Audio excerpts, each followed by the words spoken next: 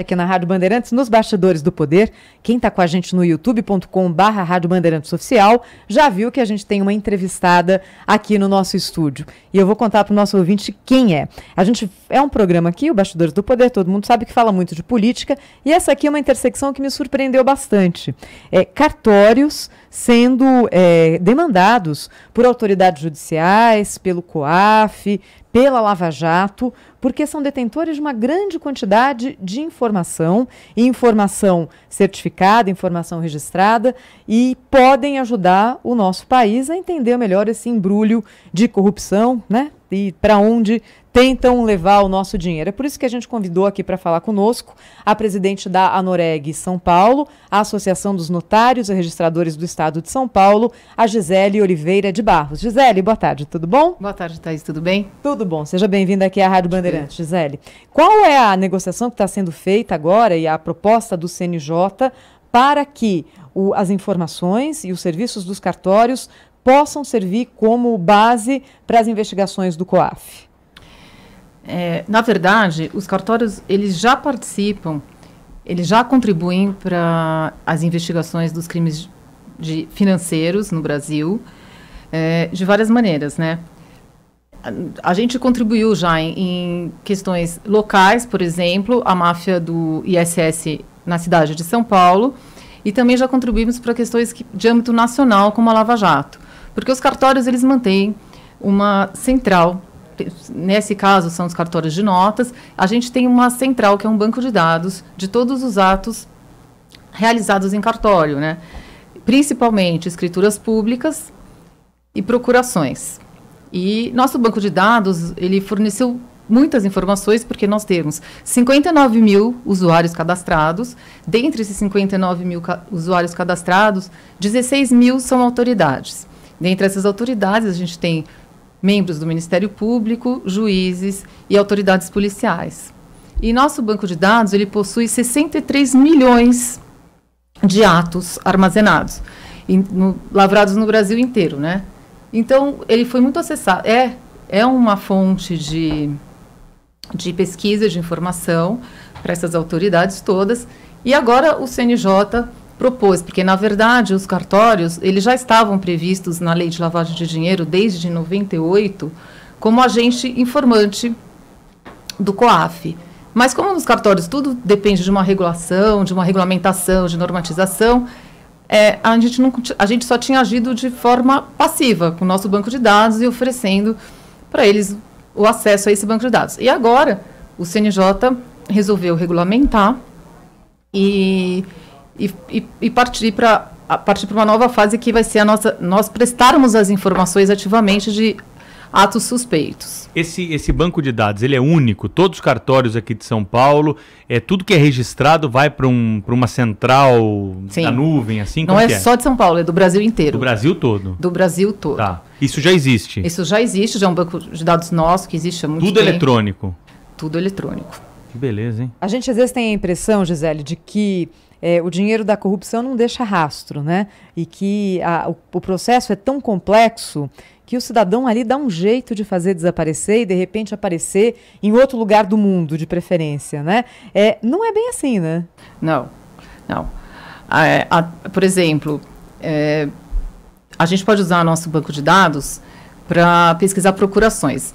E vamos pensar assim, essas empresas de fachadas, que são de fachada, empresas fantasmas usadas por aí, e que usam muitos laranjas nisso, eles precisam agir de alguma forma, eles precisam das procurações. Então, através das procurações, por exemplo, você pode fazer essas buscas. Consegue puxar ali o fio do novelo. Antes mesmo de uma compra de um imóvel, né? Porque a compra de um imóvel pode ser feita até no nome do próprio... Mas normalmente não é, ele usa um laranja. Mas normalmente não é. Agora, quantos cartórios nós temos aqui em São Paulo desses de registro civil? Registro civil? Não, esses são cartórios de notas que tem esse banco de dados. Eu não sei direito quantos a gente tem aqui em São Paulo. Uns 1.500 cartórios de notas no estado de São Paulo. E me diz uma coisa, esse acordo que está sendo feito com o COAF, essa vai ser uma ferramenta importante, né, para que os pesquisadores lá possam saber. Eles podem acessar isso livremente, há uma senha, como que vai ser a regulação? Sim, são fornecidos senhas, os usuários têm que ser cadastrados. Vai saber quem pesquisou, né? Sim, sim. Mas, por exemplo, as autoridades, os juízes, os procuradores, membros do Ministério Público e algumas autoridades policiais têm acesso a esse banco. Né? Esse banco, ele tem parte dele, tem acesso público, Gisele? Não. Não? Não. Só para autoridades cadastradas ou registradores e notários do Brasil inteiro. Ou uma autorização judicial, Ou autorização judicial. A busca judicial também é feita. Isso tudo é informatizado?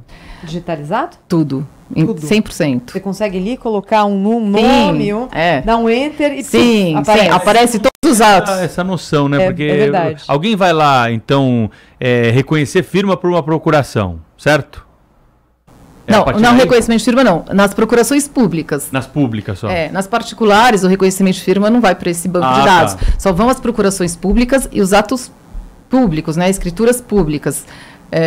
Escrituras de venda e compra, doação, dação em pagamento, confissão de dívidas algumas que fazem por escritura pública. E tem caso concreto, já não precisa mencionar o caso aqui, mas tem caso concreto de que se descobriu alguma falcatrua aí através do banco de dados? Vários. Vários. Foi bastante utilizado na Operação Lava Jato.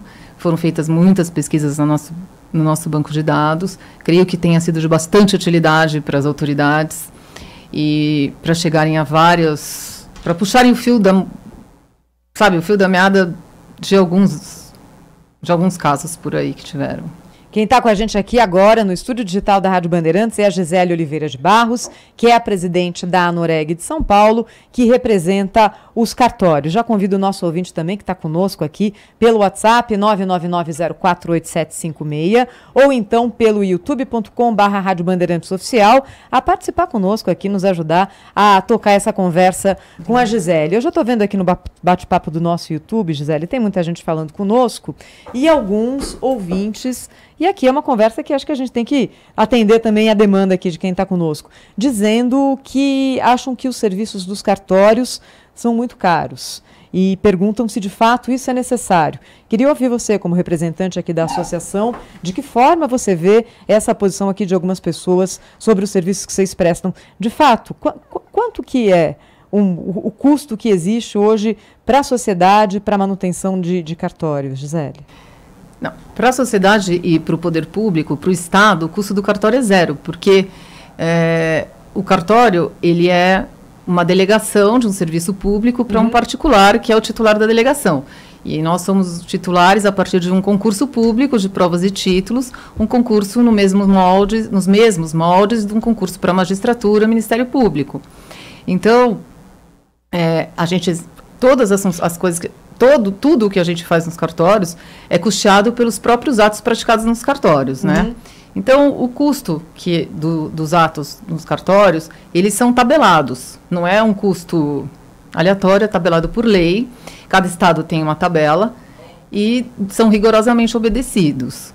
Então, e esse custo, uma parte fica realmente para o titular da delegação, que é para custear o cartório, o prédio, os aluguéis, porque para o Estado, esse serviço que é público é prestado a custo zero, né?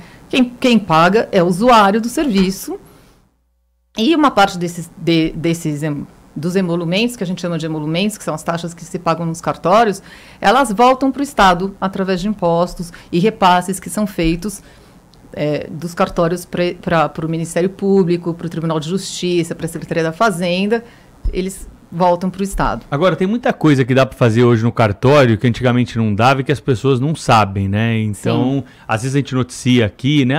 Eu lembro de alguns anos a gente falava, já dá para você, por exemplo, se divorciar, se você não tiver filho, você vai ao cartório, resolve em poucos minutos ali. Na hora, praticamente. Na hora, né? Conte um pouquinho mais o que dá para fazer no cartório aí, até para a gente prestar serviço aqui para o nosso ouvinte. Então, na verdade, os cartórios participam desse processo todo que a gente vive no país de desjudicialização e desburocratização. Então, temos várias leis que foram atribuindo funções para os cartórios para desafogar o judiciário, que é muito afogado, e depois dos concursos também, acho que teve uma certa credibilidade nos titulares de passar essas funções para as pessoas que foram aprovadas em concurso. E, então, por exemplo, desde 2007, inventários, partilhas, divórcios, separações são feitas no extrajudicial desde que preenchidos certos requisitos, né? Não terem filhos menores, não ter menor ou incapaz e não ter litígio, tem que ser tudo consensual. Isso gerou uma economia de 4 milhões de reais para os cofres públicos, que nós tiramos do judiciário e veio para nós, e nós já realizamos de 2007 até hoje 2 milhões de atos advindos dessa lei. Aí o casal, por exemplo, no caso do divórcio, que acho que é o mais comum, né? Chega lá, não precisa de advogado. Precisa de advogado. Precisa? Precisa de advogado porque está na lei, previsão de advogado, precisa de um advogado. Então eles chegam lá com um advogado, tá tudo, nós queremos fazer a partilha aqui, tá todo Sim. mundo de acordo, na hora sai o divórcio. Geralmente, se não tiver bens, na hora. Se tiver bens, porque precisa aquela questão da documentação, mas é uma coisa muito rápida. É questão de um dia, 2, a gente faz um divórcio. E antigamente precisava entrar na justiça, Sim. guardar uma audiência. Sim. Acho que o maior desafio que eu acho que foi e mais eficiente foi ainda os inventários, porque os inventários que demoravam 1, 2, 10 anos no judiciário, hoje eles são feitos no cartório em 10 dias, 15 dias, 1 mês. E isso, além do que, o custo no cartório, por incrível que pareça, é mais barato do que no judiciário. E dá para ampliar ainda mais esse leque, na sua opinião? Sim. Tem outras questões aí que são presentes no dia a dia nos tribunais que poderiam ser resolvidos em cartório? Muitas já estão nos cartórios, né? Por exemplo, a uso capião. A uso capião, que era feita judicialmente, demorava no mínimo 5 anos, num processo normal. Hoje ela também é feita diretamente nos cartórios. Pode ser feita diretamente nos cartórios, né? Não é obrigatório, mas você pode optar. E nos cartórios ela tem sido muito mais rápida, é uma atribuição nova, acho que tem 2 anos, mas ela já tá gerando resultados, porque você faz uma uso capião em 1 mês, 2. E aí prescinde do judiciário, é isso, Gisele? Você vai lá, Sim. mostra que você tem a posse de determinado imóvel por determinado tempo e Sim. o cartório atesta... Junta toda a documentação, tem uma série de requisitos e documentos, atesta a posse, né, pelo tempo que for, e aí ela é diretamente registrada, sem passar pelo judiciário, sem necessidade de homologação, como no caso das separações, nos divórcios e inventários, não tem necessidade de homologação. Outros atos estão vindo para o extrajudicial, que são os cartórios, que é mediação e conciliação, está no processo de ir para os cartórios. Muitos outros atos que a gente pratica nos cartórios que as pessoas nem sabem, por exemplo, reconhecimento de filho, que antigamente só se fazia judicial, é feito diretamente hoje no cartório. Você pode chegar no cartório e fazer o reconhecimento de filho direto num cartório de registro civil. Regularização fundiária, que existe um monte de imóveis irregulares e tal. Várias regularizações fundiárias já são feitas também diretamente nos cartórios. Tudo isso gerou uma economia para o poder público, desafogou o judiciário. E para o cidadão também é mais rápido. Muito mais. A gente está aqui com a Gisele Oliveira de Barros, que é a presidente da Anoreg de São Paulo, alguns ouvintes perguntando, a Associação de Notários e Registradores do Estado de São Paulo. Alguns ouvintes falando mais ou menos o seguinte, Gisele, essa coisa de concurso público, não sei se é assim mesmo. O setor de cartórios, por ter sido durante algum tempo no nosso país quase que hereditário, acho que ainda carrega essa imagem, né? O que tem de real ainda nessa situação que existiu, Gisele? Então, os cartórios, eles carregam esse mito, né? Um dos mitos, ele não é totalmente infundado, porque até a Constituição de 1988, não que ele fosse hereditário, mas conforme a legislação até ali, os cartórios, quando o titular falecia, se aposentava, renunciava ou perdia a delegação, o cartório passava a ser do substituto mais antigo. Geralmente, o substituto mais antigo no cartório era um parente do titular e acabava ficando na família por anos e anos. Mas desde 88, a Constituição determinou que fosse feito através de concurso e desde 88 não existe mais nenhum cartório que tenha ficado provido com titular sem concurso. Em São Paulo e em muitos outros estados também, como Santa Catarina, Distrito Federal, Mato Grosso e Amazonas, os concursos já estão bem adiantados. Em São Paulo, talvez a gente esteja... Foi o estado que mais fez concurso, nós já estamos indo para o 12º concurso. E é um concurso realmente sério e que tirou todo esse caráter tirou, nem era hereditário, né? Mas desmistificou isso tudo. Mas acho que quem vai ao cartório hoje aqui em São Paulo percebe que há uma profissionalização maior, né? Antigamente você ia pro cartório, aquela fila, hoje em dia tem cadeira para você sentar, tem cafezinho, tem ar-condicionado, tem senha, né? Por mais que possa haver fila e São Paulo é uma cidade super... Aliás, faltam cartórios aqui em São Paulo? O número atende a demanda? Acho que atende bem a demanda. Os cartórios são bem estruturados. Hoje a gente faz uma premiação nacional que chama um prêmio de qualidade total, que todos os cartórios que quiserem participar, participam e ganham prêmios, e eles passam por uma auditoria que é internacional, e preenchendo muitos requisitos. Então, eu acho que houve uma melhora mesmo no atendimento. Então, me tira uma dúvida, se 2 homens ou 2 mulheres chegarem ao cartório falando assim, a gente quer casar, sim. Eles podem casar normalmente? Sim, sem diferença nenhuma. É igualzinho um homem e uma mulher chegarem lá? Sim, igualzinho. E acontece muito aqui em São Paulo, você sabe? Acontece desde que foi permitido. Tem uma decisão judicial, né? Sim, foi uma decisão. E desde que foi permitido, acho que já foram realizados aqui em São Paulo 20 mil casamentos entre pessoas do mesmo sexo. Entendi. Eu tô aqui de advogada do diabo hoje, viu? Olha, o Joviano falando... uma sociedade moderna tem que pensar em uma coisa como caixa automático nos bancos. É um serviço ultrapassado esse prestado pelos cartórios. O que você pode falar, Gisele? Eu posso falar o seguinte, que apesar de muita gente achar isso, né, e achar que cartório só existe no Brasil, que isso também é um fato, muita gente acha isso, os cartórios existem em 88 países no mundo. E se você olhar o mapa mundi, você vai ver que 2/3 da população é atendido por cartório dos mesmos modos que nossos. Então, claro, eu estou falando por mim mesma, mas assim, é óbvio, eu acho assim, os cartórios, ao contrário disso, de que é uma coisa antiquada e ultrapassada, é uma coisa que dá para o cidadão a proteção que ele procura nos atos mais sérios da vida dele, que é casamento, compra de um imóvel, união estável, por exemplo, escrituras de união estável, a regularização de um imóvel que está irregular, fazer um uso capião, um divórcio, uma separação, um inventário. O cartório ele dá segurança porque é extremamente regulamentado, extremamente fiscalizado pelo Poder Judiciário, e ele acaba dando para o usuário a segurança que a segurança e a proteção que ele procura nesses atos mais com os bens de maior valor da vida dele, não só os bens pessoais, como os bens materiais. Atenção, ouvintes, Daniel, é o Léo que está lá hoje. É o Léo.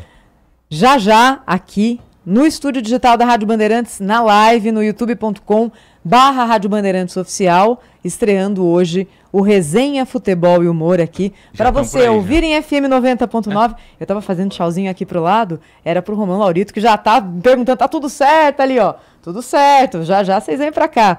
E no FM 90.9, AM 840, ou então no youtube.com/Rádio Bandeirantes Oficial. Gisele, só antes da gente terminar, eu queria aqui reunir 2 perguntas de ouvintes. A primeira delas é, o que dá para fazer online com o serviço de cartório? Existe alguma coisa? E a outra é, o que tem de graça hoje oferecido por cartório? Bom,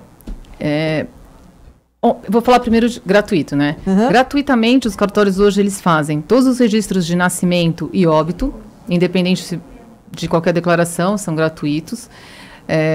A emissão do CPF na certidão de nascimento, na hora que nasce um bebê, a gente emite a certidão de nascimento com o CPF. Em alguns estados, na hora que você constitui uma empresa e registra no registro de títulos e documentos e civil da pessoa jurídica, no cartório, ele já sai com o CNPJ também. Nós informamos ao Detran as transferências de veículos. Assim que você assina um documento de transferência de carro, essa informação é online enviada para o Detran. Todas essas coisas são feitas gratuitamente. E qual era a segunda pergunta, Thaís? O que dá para fazer online? E online, são várias informações que a gente tem online. Por exemplo, se você quer uma certidão de nascimento, ou de casamento, ou de óbito da Paraíba, você pode acessar um site que chama www.registrocivil.org.br, e você pode pedir uma certidão em papel ou eletrônica, e receber na sua casa ou no seu e-mail. E precisa ter que tipo de informação para isso?